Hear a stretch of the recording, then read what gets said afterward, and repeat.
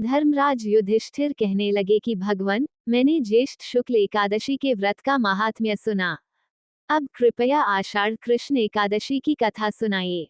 इसका नाम क्या है, महात्म्य क्या है, ये भी बताइए। श्री कृष्ण कहने लगे कि हे राजन, आषाढ़ कृष्ण एकादशी का नाम योगिनी है। इसके व्रत से समस्त पाप नष्ट हो जाते हैं। यह इस लोक में भोग और परलोक में मुक्ति देने वाली है। ये तीनों लोकों में प्रसिद्ध है। मैं तुमसे पुराणों में वर्णन की हुई कथा कहता हूँ, ध्यानपूर्वक सुनो। स्वर्गधाम की अलकापुरी नामक नगरी में कुबेर नाम का एक राजा रहता था। वह शिव भक्त था और प्रतिदिन शिव की पूजा किया करता था। हेम नाम का एक माली पूजन के लिए उसके यहाँ फूल लाया करता था।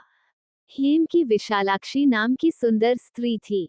एक दिन वह मानसरोवर से पुष्प तो ले आया, लेकिन कामासक्त होने के कारण वह अपनी स्त्री से हास्य विनोद तथा रमण करने लगा।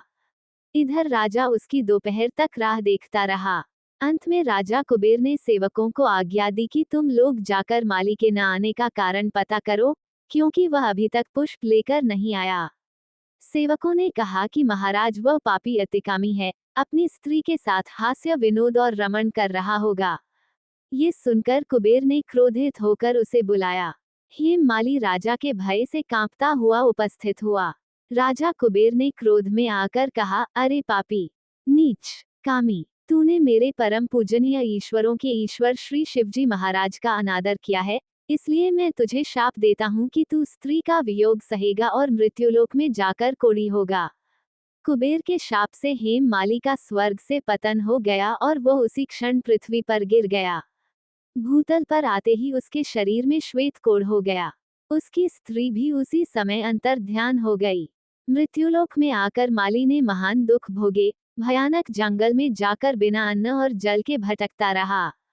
रात्रि को निद्रा भी नहीं आती थी, परंतु शिवजी की पूजा के प्रभाव से उसको पिछले जन्म की स्मृति का ज्ञान अवश्य रहा। घूमते घूमते एक दिन वह मार्कंडेय ऋषि के आश्रम में पहुंच गया, जो ब्रह्मा से भी अधिक वृद्ध थे और जिनका आश्रम ब्रह्मा की सभा के समान लगता था। हेम माली वहां जाकर उनके पैरों में पड़ गया।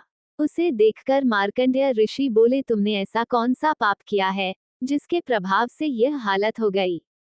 हेम माली ने सारा वृतांत कह सुनाया। ये सुनकर ऋषि बोले, निश्चित ही तूने मेरे सम्मुख सत्य वचन कहे हैं, इसलिए तेरे उद्धार के लिए मैं एक व्रत बताता हूँ। यदि तू आषाढ़ मास के कृष्ण पक्ष की योगिनी नामक एकादशी का विधिपूर्वक व्रत करेगा तो तेरे सब पाप नष्ट हो जाएंगे। ये सुनकर हेम माली ने अत्यंत प्रसन्न होकर मुनि को साष्टांग प्रणाम किया। मुनि ने उसे स्नेह के साथ उठाया। हेम माली ने मुनि के कथनानुसार विधिपूर्वक योगिनी एकादशी का व्रत किया। इस व्रत के प्रभाव से अपने पुराने स्वरूप में आकर वह अपनी स्त्री के साथ सुखपूर्वक रहने लगा। भगवान कृष्ण ने कहा, हे राजन, ये योगिनी एकादशी का व्रत 88,000 ब्राह्मणों को भोजन कराने के बराबर फल देता है। इसके व्रत से समस्त पाप दूर हो जाते हैं और अंत में स्वर्ग प्राप्त होता है।